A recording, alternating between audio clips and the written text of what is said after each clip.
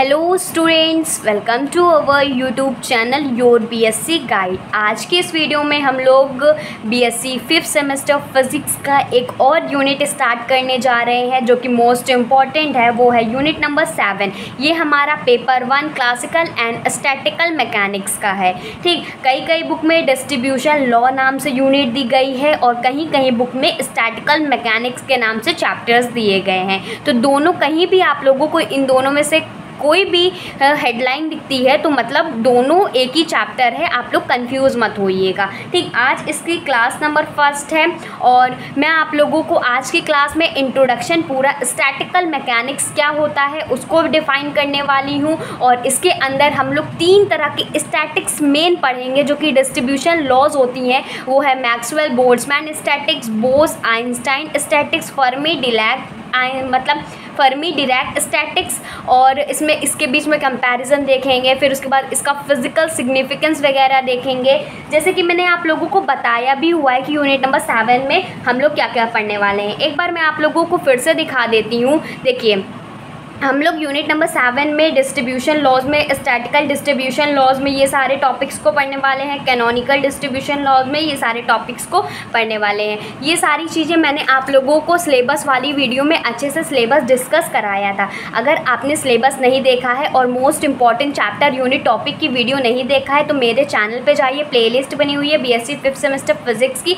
आप वहाँ पर जाकर के सारे लेक्चर्स को सीक्वेंस वाइज देख सकते हैं। और इसके पहले भी मैंने यूनिट नंबर 1, 2, 5 जो कि मोस्ट इंपॉर्टेंट यूनिट थी उसको मैंने सबसे पहले कवर कराया हुआ है। ठीक, तो आप लोगों को इम्पॉर्टेंट यूनिट सबसे पहले प्रोवाइड कर रही हूँ ताकि एग्ज़ाम क्लोज आए तो उसको आप लोगों को तैयार होना ही चाहिए। ठीक, और बाकी जितने भी यूनिट्स हैं सारे यूनिट्स को मैं आप लोगों को पढ़ाऊँगी, तो टेंशन लेने की कोई भी बात नहीं है। आज क्लास नंबर 1 होने वाली है, इंट्रोडक्शन रहने वाला है कि हम लोग डिस्ट्रीब्यूशन लॉज में क्या क्या पढ़ने वाले हैं और इसमें स्टैटिकल मैकेनिक्स होती क्या है, इसको कितने टाइप में क्लासीफाई किया गया है और इसके अंदर हम लोग कितने तरह की क्लासिफिकेशन के अंदर भी कौन कौन से टॉपिक्स हमें पढ़ने हैं, उसके बीच में डिफरेंसेस भी देखने को मिलेंगे। तो वीडियो पूरा देखिएगा, स्किप मत कीजिएगा, चैनल को सब्सक्राइब कर लीजिए। सारा कंटेंट आप लोगों को मेरे चैनल पर मिलेगा, पूरा यूनिट डिटेल में कराऊंगी, सारे टॉपिक्स को कराऊंगी, कुछ भी नहीं छोड़ूंगी। और नोट्स आप लोगों को मैं बता दूंगी कहाँ पर प्रोवाइड होंगे, नहीं तो वीडियो को पॉज करके नोट्स को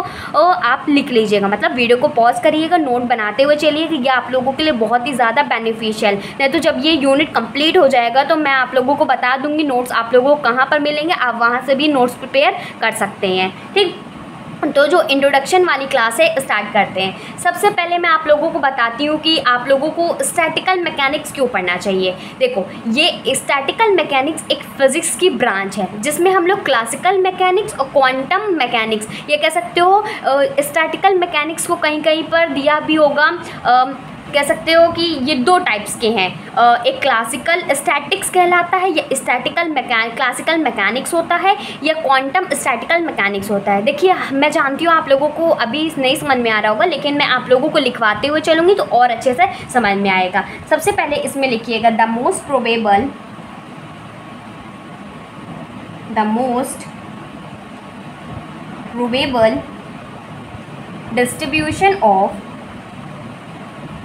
distribution of। देखिए, मैं आप लोगों को एक चीज़ और भी बताना चाहती हूँ कि यूनिट नंबर 7 ये पूरा का पूरा यूनिट डेरिवेशन वाला यूनिट है, प्लस इसमें थ्योरेटिकल पोर्शन भी है। तो मैं आप लोगों को लिखवाते हुए चलूँगी तो आप लोग बोर मत होइएगा, इसीलिए मैं कह रही हूँ आप लोग समझते हुए चलिए, वीडियो को पॉज करके नोट डाउन भी करते हुए चलिए, क्योंकि इसमें थ्योरी भी है, डेरिवेशन भी बहुत सारे हैं। तो ये यूनिट आप लोगों को बहुत अच्छा वेटेज देता है, बहुत अच्छे मार्क्स। अगर आप लोगों को ये यूनिट अच्छे से कंप्लीट हो जाता है ना, आप लोगों को बहुत अच्छे मार्क्स मिलेंगे। ठीक, तो इसमें लिखेंगे the most probable distribution of fixed amount of energy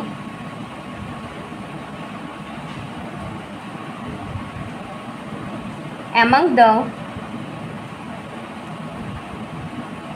various members of an assembly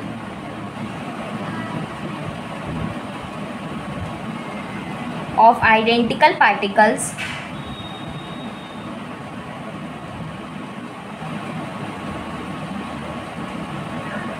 is determined by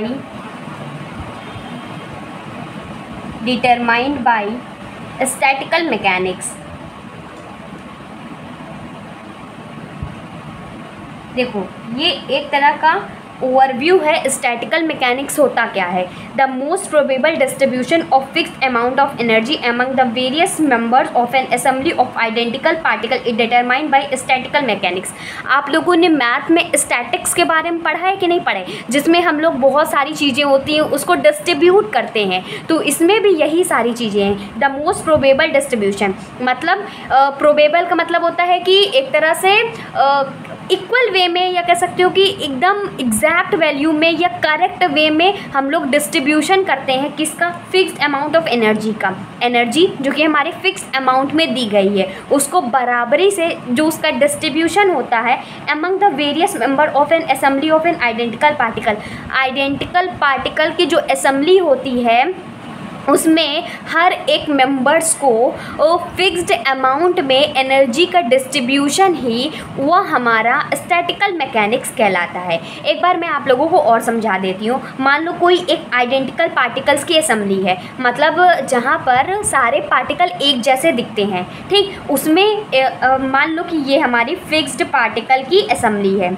क्या है, आइडेंटिकल पार्टिकल की असेंबली है जिसमें हमें फिक्स्ड अमाउंट ऑफ एनर्जी दिया जा रहा है। ये हमारी फिक्स्ड एनर्जी है, इसे हमें हर मेंबर्स को इक्वली डिस्ट्रीब्यूट करना है। तो जो इक्वली डिस्ट्रीब्यूशन का जो प्रोसेस होता है या जिस वे में हम लोग इसको डिस्ट्रीब्यूट करते हैं तो वो हमारा स्टैटिकल मैकेनिक्स के अंदर आता है। तो वही चीज़ कह रहा है, the most probable distribution of fixed amount of energy का among the various member of an assembly of identical particle is determined by statistical mechanics। ठीक, फॉर एग्जाम्पल मैं आप लोगों को समझाती हूँ कि मान लो कि यही वाला एग्जाम्पल ही समझा देती हूँ। तो लिखेंगे for example, how many particles are likely to have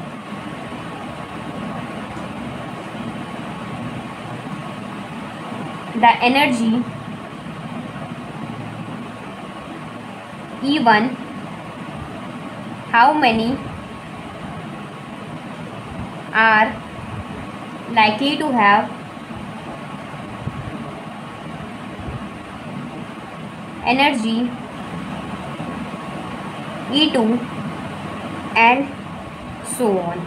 देखो मैं आप लोगों को समझाती हूँ। हमने एक बॉक्स ले लिया, कुछ भी ले लेते हैं, इसमें कितने की एनर्जी E1 होगी, कितने की एनर्जी E2 होगी। तो इस तरह का जो डिस्ट्रीब्यूशन है वो हमारा स्टैटिकल मैकेनिक्स कहलाता है कि हाउ मेनी पार्टिकल की एनर्जी E1 होगी, हाउ मेनी पार्टिकल की एनर्जी E2 होगी। इसी तरीके से अलग अलग पार्टिकल की एनर्जी हम लोग डिस्क्राइब कर सकते हैं। मान लो हमारे पास En पार्टिकल है या Ei पार्टिकल है, तो लास्ट वाले पार्टिकल की एनर्जी कितनी होगी, Ei होगी। तो इसी को फाइंड आउट करने के लिए, इसी मोस्ट प्रोबेबल डिस्ट्रीब्यूशन को फाइंड आउट करने के लिए हम लोग जो स्टैटिक्स का यूज़ करते हैं वो किसके अंदर आता है, वो स्टैटिकल मैकेनिक्स के अंदर आता है। और जो स्टैटिक्स यूज़ करते हैं, मतलब जो डिस्ट्रीब्यूशन में इसका कह सकते हो स्टेप यूज़ करते हैं, उसको स्टैटिक्स कहते हैं। एक तरह का ये मेथड होता है, मतलब जिस मेथड से हम लोग एनर्जी का डिस्ट्रीब्यूशन करते हैं कि हर एक पार्टिकल को इक्वल प्रोबेबल स्टेट में एनर्जी मिले, तो वो हमारी वो हमारा मेथड स्टैटिक्स कहलाता है। और ये जो स्टैटिक्स होती है ये दो टाइप्स की होती हैं। स्टैटिक्स को कहीं कहीं पर मैकेनिक्स भी लिखा गया है क्योंकि स्टैटिकल मैकेनिक्स होता है, ठीक। एक क्लासिकल स्टैटिक्स होती है, एक क्वांटम स्टैटिक्स होती है। कहीं कहीं पर क्लासिकल मैकेनिक्स भी लिखा गया और क्वांटम मैकेनिक्स भी लिखा गया। यही चीज़ मैं आप लोगों को समझा रही थी, ठीक। तो इसमें आगे लिखिएगा, to find the most probable distribution of classical and quantum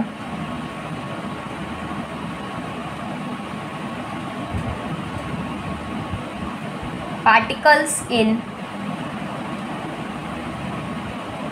various quantum state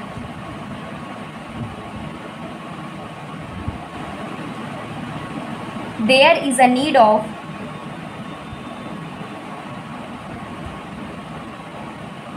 method which is based on the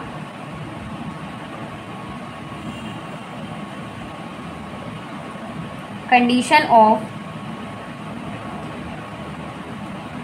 motion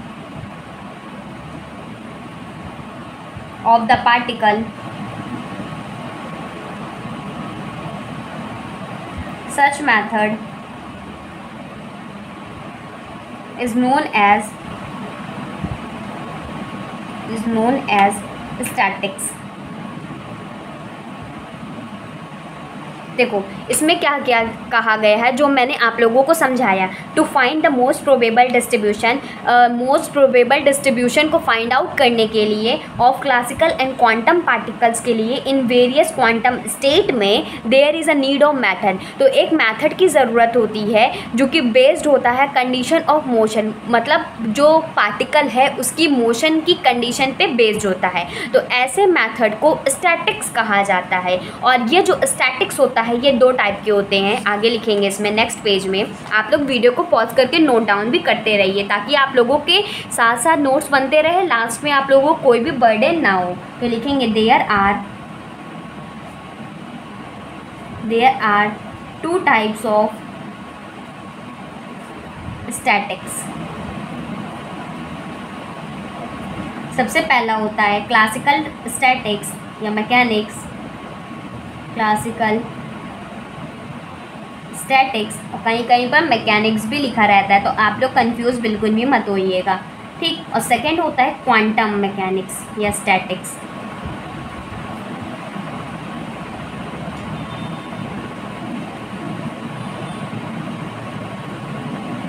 ठीक, तो ये दो टाइप के स्टैटिक्स होते हैं। आप लोगों को मैं एक फ्लो चार्ट की हेल्प से बहुत अच्छे से इसका डिस्ट्रीब्यूशन समझा देती हूँ, और ये किसके अंदर क्या क्या डिस्ट्रीब्यूशन आता है और हमें क्या क्या पढ़ना है उसको भी अच्छे से समझा देती हूँ। तो हेडिंग डालिएगा स्टैटिकल मैकेनिक्स। क्या? Statistical mechanics. देखो स्टैटिकल मैकेनिक जैसे कि मैंने बताया, स्टैटिक दो टाइप के होते हैं, एक क्लासिकल स्टैटिक्स होता है, एक क्वांटम स्टैटिक्स होता है। तो यही स्टैटिकल मैकेनिक दो टाइप के होते हैं। सबसे पहला होता है क्लासिकल स्टैटिक्स।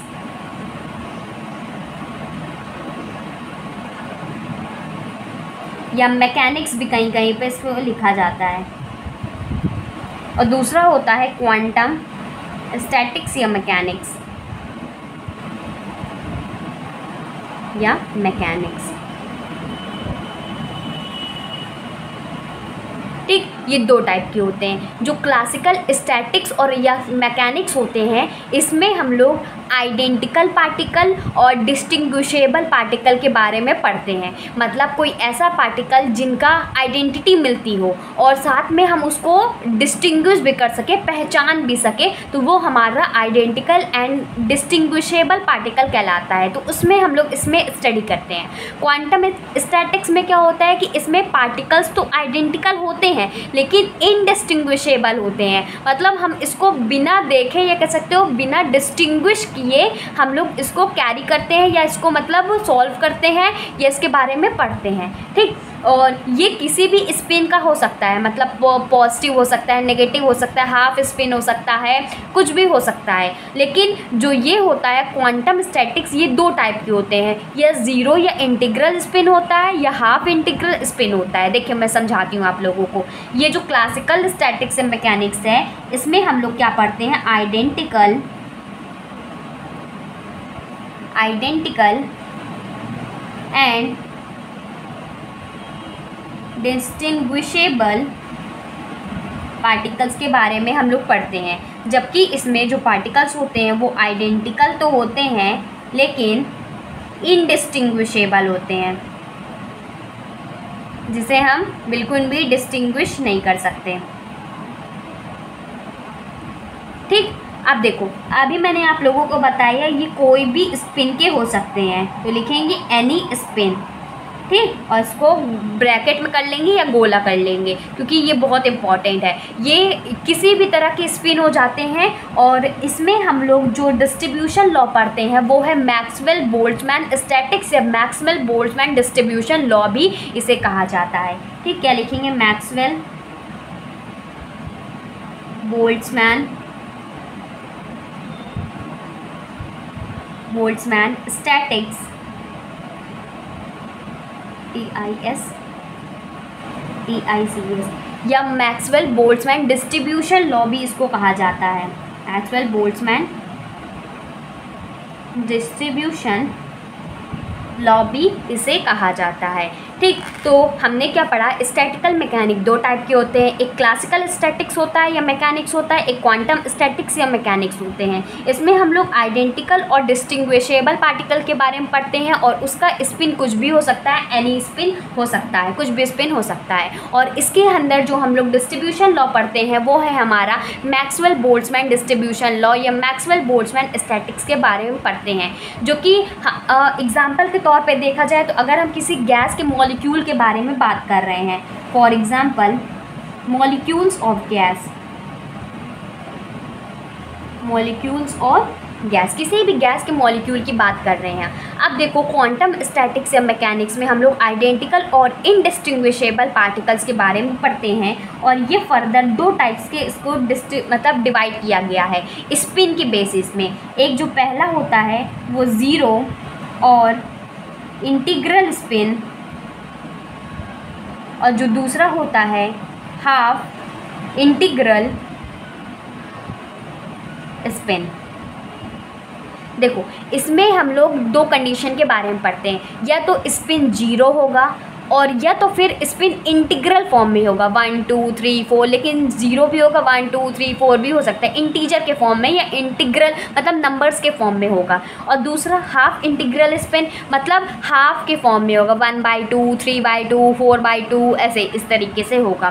तो जो जीरो और इंटीग्रल स्पिन के अंदर जो हम लोग पढ़ते हैं और हाफ और इंटीग्रल स्पिन के अंदर क्या क्या पढ़ते हैं, देखो जीरो और इंटीग्रल स्पिन के हम लोग जो डिस्ट्रीब्यूशन लॉ पढ़ते हैं वो है बोस-आइंस्टाइन स्टैटिक्स या बोस-आइंस्टाइन डिस्ट्रीब्यूशन लॉ। बोस-आइंस्टाइन स्टैटिक्स के बारे में हम इसके अंदर पढ़ते हैं। ठीक, और इसमें हाफ इंटीग्रल स्पिन में जो हम लोग डिस्ट्रीब्यूशन लॉ पढ़ते हैं वो है फर्मी डिरैक स्टैटिक्स या Fermi Dirac distribution law. Fermi Dirac statics या फर्मी डिरैक डिस्ट्रीब्यूशन लॉ हम लोग पढ़ते हैं। ठीक, ये तीन डिस्ट्रीब्यूशन लॉ बहुत ही ज़्यादा इंपॉर्टेंट है। ये आप लोगों को 15 नंबर में आ सकता है, लॉन्ग में आ सकता है। तो मैं कह रही हूँ, बार बार कह रही हूँ, ये यूनिट मोस्ट इंपॉर्टेंट है, कोई भी टॉपिक मत छोड़िएगा। और इतने अच्छे से मैं आप लोगों को मैक्सवेल बोल्ट्जमैन डिस्ट्रीब्यूशन लॉ, बोस-आइंस्टाइन और फर्मी डिरैक इतने अच्छे से समझा दूँगी विथ डेरिवेशन के साथ। एग्ज़ाम में आता है तो पूरा आप लोग लिखिएगा, पूरा अच्छे से आप लोगों को नंबर में मिलेगा। इसका एग्जांपल समझा देती हूँ। फॉर एग्जांपल जो बोस-आइंस्टाइन स्टैटिक्स के अंदर जो एग्जांपल आता है वो आता है बोसोन्स का और अल्फ़ा पार्टिकल्स का। अभी आगे आएगा तो मैं आप लोगों को समझाऊंगी। ठीक, बोसोन्स क्या होते हैं, अल्फ़ा पार्टिकल्स क्या होते हैं, इसको चाहे तो आप लोग गूगल भी कर लीजिएगा, आप लोगों को अच्छे समझ में आ जाएगा, तो मैं आगे अच्छे से समझाऊंगी। ठीक, फर्मी डिरैक स्टैटिक्स का एग्जांपल की बात करते हैं तो इसमें इलेक्ट्रॉन आता है और फोटोन्स आते हैं। ठीक, इसमें इलेक्ट्रॉन की बात होती है और फोटोन्स की बात होती है। ठीक, आप लोगों को इतना अच्छे समझ में आ गया तो हम क्या कह सकते हैं कि हमने तीन स्टैटिक या तीन डिस्ट्रीब्यूशन लॉ के बारे में पढ़ना है। पहला मैक्सवेल्स बोल्ट्जमैन स्टैटिक्स और दूसरा बोस-आइंस्टाइन स्टैटिक्स और तीसरा फर्मी डिरैक स्टैटिक्स। और भी इसमें सारे टॉपिक्स हैं जैसे कि मैंने आप लोगों को दिखा दिया है, इसका बीच में कंपैरिजन भी, इसका फिजिकल सिग्निफिकेंस भी, कैनोनिकल डिस्ट्रीब्यूशन भी, और बोल्ट्जमैन का पार्टीशन क्या होता है और रिलेशन बिटवीन पार्टीशन फंक्शन क्या होता है। ऐसे और भी टॉपिक्स हैं जिसको मैं आप लोगों को आगे चैप्टर में कवर भी करूँगी। तो मैं आप लोगों को सब कुछ पढ़ाऊँगी। आप लोगों को क्या करना है, आप लोगों को बस चैनल को सब्सक्राइब करना है, क्योंकि बहुत सारे बच्चे ऐसे देखते हैं चैनल को सब्सक्राइब नहीं करते। अगर आप चैनल को सब्सक्राइब कर लेंगे ना, जितनी भी वीडियोज़ होंगी ना आप लोगों को टाइम टू टाइम मिलती रहेगी। तो उसके लिए जो बेल आइकन होता है, सब्सक्राइब करने के बाद बेल आइकन होता है, उसको ऑल पे सेलेक्ट कर लीजिएगा। इससे क्या होगा कि मेरी हर वीडियो की नोटिफिकेशन आप लोगों को आधे घंटे पहले मिल जाएगी। क्लास की टाइमिंग है 6 PM पे और कभी कभी मैं 8 PM पे भी प्रोवाइड कर देती हूँ, तो दोनों टाइमिंग पे आप लोगों को क्लास चेकआउट कर लेनी है। और आप नोट्स के लिए इसको ज्वाइन कर लीजिएगा, आप इसको इंस्टॉल कीजिएगा। इंस्टॉल करने के बाद अपनी ID बनाइएगा, देन उसके बाद योर BSc गाइड चैनल के नाम से ही चैनल है, तो उसको सर्च करके ज्वाइन हो जाइएगा। नोट्स जब ये यूनिट या ये चैप्टर कंप्लीट हो जाएगा तभी मैं नोट्स प्रोवाइड करती हूँ। अगर आप लोगों को हर एक क्लास के साथ नोट चाहिए तो वीडियो को पॉज करके नोट डाउन भी करते हुए चलिए। देखिए मैं टाइम भी देती हूँ, ऐसा बिल्कुल भी नहीं, मैं समझाते हुए भी चलती हूँ, टाइम भी देती हूँ, ताकि आप लोग वीडियो को पॉज करके नोट डाउन भी करते रहें, ठीक। और वीडियो को ज़्यादा से ज़्यादा शेयर कीजिएगा, जितना ज़्यादा आप लोगों तक शेयर करेंगे उतना ज़्यादा लोगों तक पहुँचेगा वीडियो, और वो भी अपनी पढ़ाई को अच्छे से कर सकेंगे। क्योंकि मैंने देखा भी हुआ है कि बहुत अच्छे से किसी ने समझाया नहीं हुआ है, ठीक। मैं आप लोगों के लिए मेहनत कर करके समझाती हूँ, अच्छे से पढ़ाती हूँ, तो आप लोगों को कुछ भी डाउट होता है कमेंट करके पूछ लीजिएगा। और आप लोगों को वीडियो पसंद आती है ना, तो आप वीडियो को लाइक कीजिएगा, ज़्यादा से ज़्यादा शेयर कीजिएगा, और कमेंट में मुझे ये भी बताइएगा आप लोगों को समझ में आ भी रहा है कि नहीं आ रहा है। तो ये क्लास 1 थी। अब इसके बाद क्लास 2 यहाँ से स्टार्ट करेंगे, मैक्सवेल बोल्ट्जमैन स्टैटिक्स से। फिर क्लास 3 में बोल्ट्ज-आइंस्टाइन स्टैटिक्स से। इसका जितना भी कॉन्सेप्ट होगा इसके बारे में, प्लस इसका डेरिवेशन, सब कुछ मैं आप लोगों को एक ही वीडियो में प्रोवाइड कर दूँगी, ठीक। तो मिलते हैं अपनी अगली वीडियो में। Good bye and stay safe.